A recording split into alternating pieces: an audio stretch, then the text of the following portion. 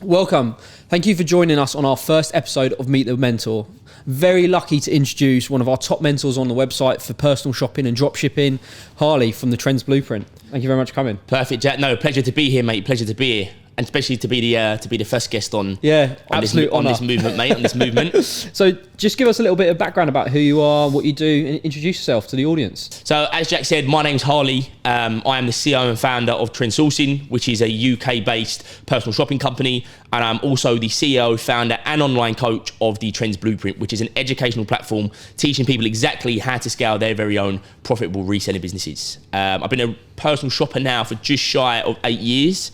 If we look at Trends Blueprint, I've been an online coach now for 10 months. So new to the whole online coach world, but like to say the Blueprint's probably the UK's fastest growing educational platform for resellers and personal shoppers at the minute. Yeah, amazing. I think you're a real leader in the personal shopping world as well. I mean, everyone's coming out and calling themselves a coach and a mentor, but you actually sort of live and breathe personal shopping, which is why we drawn to you, wanted to vet you and bring you on board. So I guess before we get into the coaching and mentoring side, let's hear a bit more about Trend Sourcing, the personal shopping business. What got you started in sort of reselling designer brands, drop shipping? What got you started in going into personal shopping? Yeah, so I think the drop shipping side of things happened quite late. If we go back to the start, and I put a recent video out on social media very recently, I actually used to run around for a reseller. Oh, wow, somebody who was a lot older than me used to buy sneakers, and I would queue up on his behalf. He would give me his money and also give me £10, £20 for doing the job. I would have never imagined I'd be here right now as a full-time personal shopper from that, because I was that guy that not didn't have money, but it wasn't normal to just be able to go and buy a pair of shoes. Yeah. So my passion for fashion slowly started to grow and grow very quickly, seeing him do what he did and me being at the forefront of everything. And it just made sense that once I had the capital to get into it myself, it's like anything, you work a 9 to 5. Yeah. I feel like everybody gets into that stage of, I could do this myself. You know, if you have the right knowledge, it's all about learning before you earn. Well, yeah, exactly. And I think that's so important with, especially going into mentoring, you've got to run the business yourself before you get started. 100%. I think I saw it on Instagram or something this week where you were saying, you know, this guy was sending you in, he was giving you maybe £10 to buy him. Yeah. I don't know what the pair of shoes were, but, you know, designer shoes. And then you were thinking, oh, well, I can do this. I can do this myself. Why not? Yeah, I worked out my formula of how I could do it and completely run with it. Yeah. Obviously, I went and worked a 9 to 5 and was always doing the reselling behind the scenes. But Trend Sourcing now, I would like to say, is probably one of the most talked about personal shopping companies independently run in London. Yeah, definitely. Well, I mean, like, obviously we bring on a lot of vet mentors, but I think you are very unique in terms of being positioned in personal shopping and especially high designer brands, right? I mean, rather than, you know, a lot of drop shippers are selling different types of products, not necessarily fashion. So it was very interesting to see, you know, how established you are in the market, especially Trend Sourcing, massive page on Instagram. Yeah. Actually, I'd be interested to see how you found out balancing building out your personal shopping business alongside 9 to 5, because I mean, most people that start off as a side hustle have to do it alongside 9 to 5, yeah, right? You have to.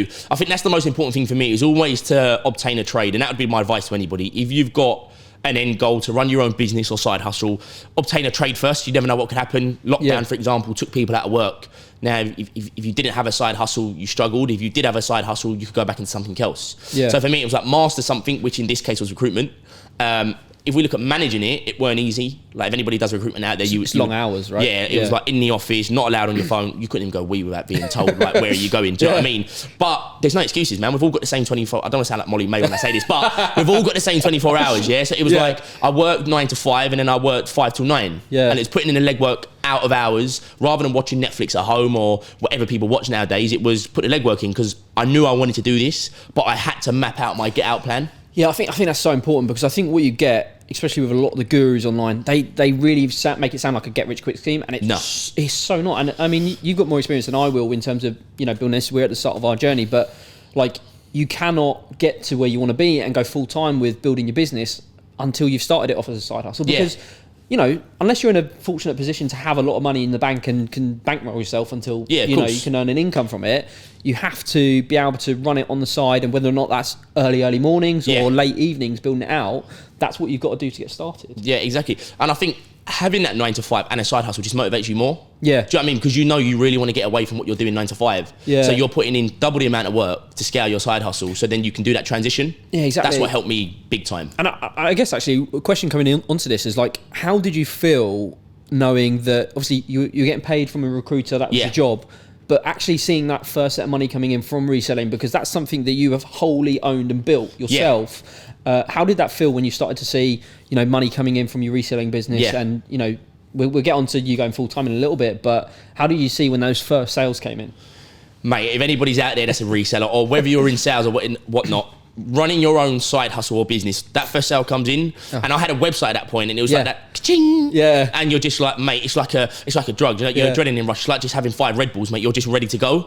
And I think there's no better feeling than being paid yourself based on the efforts you've done. Like I know we all get paid for a 9 to 5, but you don't get paid that full amount. You put in all that work. Some of what you do goes to the CEO. For me in reselling, it's like whatever I did came to me. It's an exciting thing that knowing that it is something that you have wholly done yourself. It's mine. That's the thing that excites me. Is like the first sales that we got at MentorME was, wow, that's incredible. This is something that we have built, and that's come directly through our site. It's that reassurance of I can actually do this now. Do you know what I mean? When everybody, it's even like on the blueprint, we say to our members that first sale is then going to be a domino effect. Once you get that first payment into your account, you reassure yourself that I can actually do this. 100%. And that's what it was like for me. But that first sale feeling, I remember it now. It's making my hair stand up, mate. I remember it now. Smiling, mate. We can see it. Domino effect, mate. Domino effect. And now it's the norm, mate. We're constantly generating sales. We got to start small to grow tall, right? 100%. Which is the thing. So 100%. I guess in terms of like you went into you said earlier passion for fashion, but what was the reason that you got started with personal shopping rather than the other side hustles out there? Like you've got obviously like Forex trading, you've got Amazon selling, or even like standard drop shipping. Like what took you down the personal shopping thing for high ticket fashion? Do you know what it was? I see the demand. Like even back then when I was like, so I'm 22 now, even back then when you're like 22. 13, I know, mate, look, that's a 9 to 5, mate. Everyone says that, like receding hairline and the beard's growing out. I just see a demand for it. And it was like, obviously doing what I did at the 14-year-old, queuing up for somebody, I could see where the money was being made. It's like anything. You see somebody making money, you want to get involved. 100%. So I feel like I learned a lot there, but then everywhere I went, it was either Nike, Louis Vuitton, Dior. So in my head, I'm thinking, I've got to get into a market where it's absolutely everywhere, selling brands that sell themselves already. Because I did want to set up a clothing brand. And I did go down the route of doing it, but the legwork you've got to put in for a clothing brand, and massive kudos to anybody who's got a clothing brand and making loads of money, is design stage. Are people going to like it? Then you've got to get the right price point. For me, it was like, these big brands do it already. All I've got to do is showcase it correctly and find clients. Exactly. And I guess like with that, what was there's so many different brands out there. What brands did you go to straight away? Were there any brands that you actually failed with? Because I think obviously a lot of people will see, the success that you've got on social media, which is obviously amazing, but what we put on social media doesn't tend to be our losses, right? So I think it's always interesting to hear, what was your biggest challenge, and like what brands would you say failed?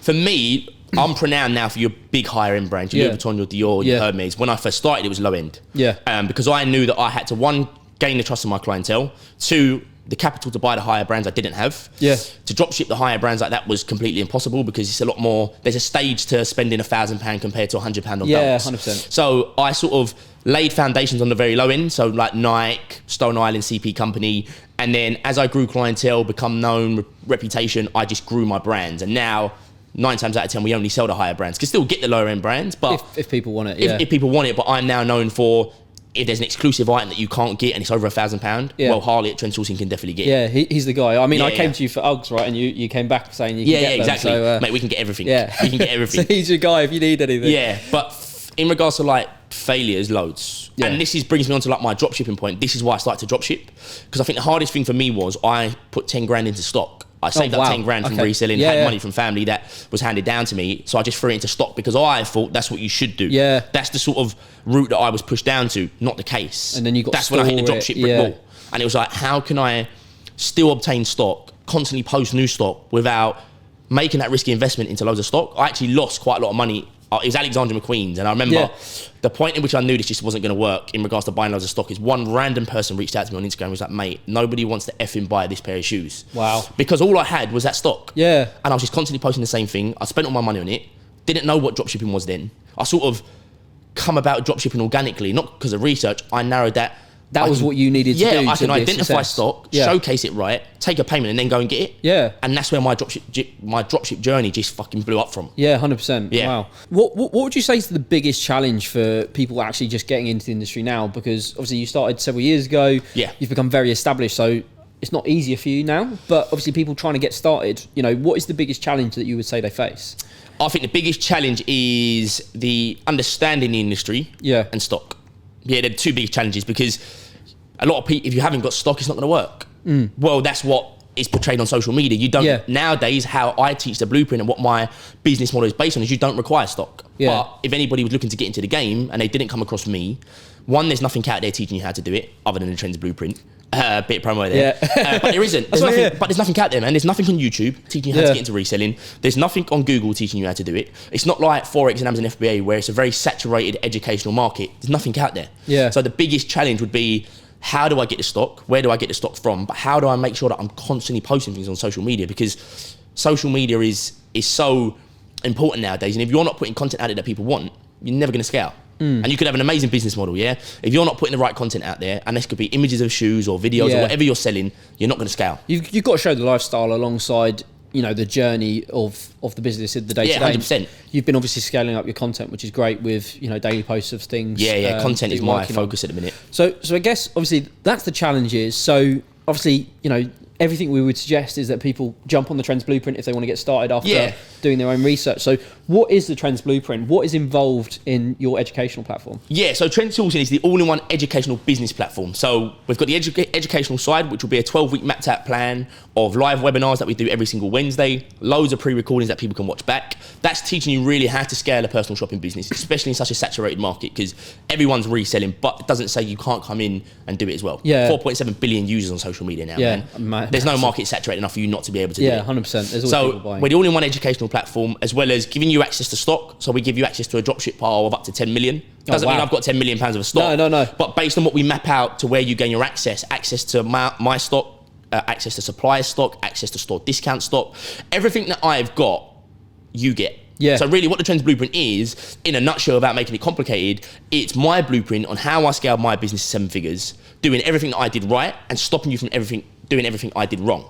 So we don't say buy stock very early on. You will get to a buy stock point, but I teach you how to drop ship, and not typical drop shipping like AliExpress or Shopify stores. None of that. Like, I teach you how to organically drop ship manually via social media. We turned over £1.2 million last year. Wow. I don't have a website. That's incredible. Congratulations. No, thank you, mate. I don't have a website.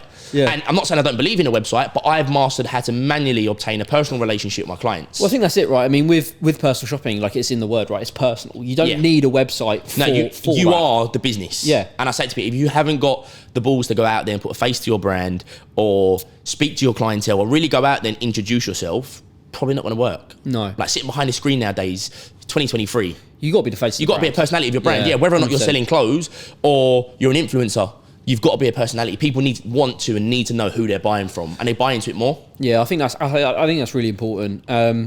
So obviously, you know, you start the Trends Blueprint. Obviously you've been doing personal shopping for about 8 years now. 8 years. What was like the natural progression for you to go into the mentoring side and actually coaching people? Because I think a lot of people will ask is, if you can drop ship product for your users, why don't you drop ship it yourself? Is, I think, questions that you'd hear. Well, 80% of our sales are drop shipped. So I do obtain stock, and the reason I obtain stock is, one, I've got 150 active Blueprint members that want to drop ship our stock, so I buy on their behalf. We buy it, you sell it, simple as that. And I think that's a more reassuring point, that they don't need to buy stock. We generate them custom content as well based on our stock. So we're not typical drop shippers. So I fully drop ship, so I'm not sitting here promoting anything that I haven't done. I don't see that being right. And I mean, you can't promote something that you're not living and breathing. And I mean, it's the main thing you do, right? I mean, the mentoring is on the side. The mentoring, like, people say to me now, like, how did the Trends Blueprint start? And, you know, in all honesty, I don't know. It just organically happened. Just people asking you on Instagram, like, can you teach me, Harley? Exactly, because we scaled so quick and people were noticing us and we was in everybody's faces, and I knew how to market my brand without paying ads. So I was collaborating with the right kind of businesses that really sort of like integrate with my business. So people were like, how did you get this stock? But how did you get it at that prices? How did you scale to this many followers?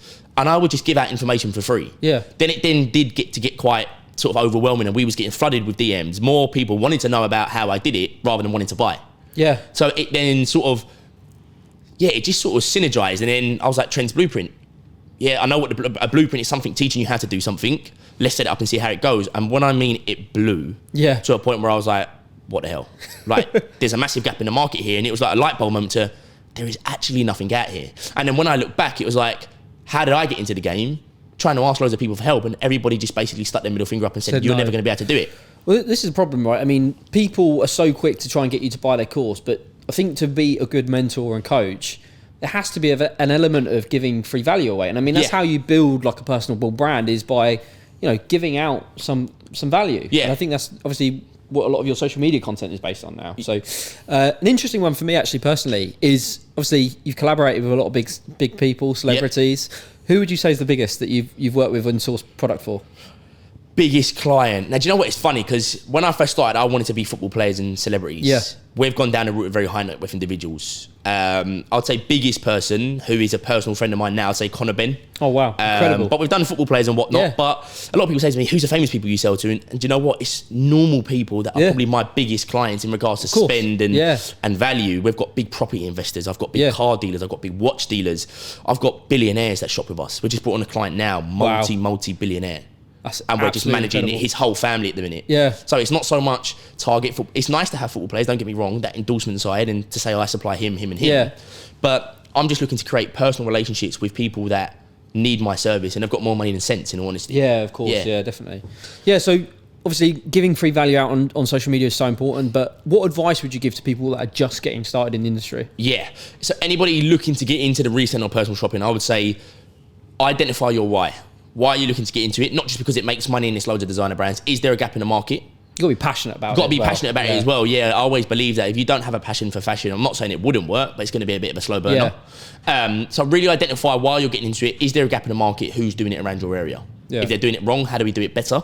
But my two, and I say this to every single person I jump on a call with or speak to, or anybody that asks me, is trust your ability. Don't think because the game's saturated or you're not as old as other personal shoppers or you don't have the access they've got that you can't do it. And then secondly, do it now. And I don't mean just join the Trends Blueprint now or even resale now, but do it now.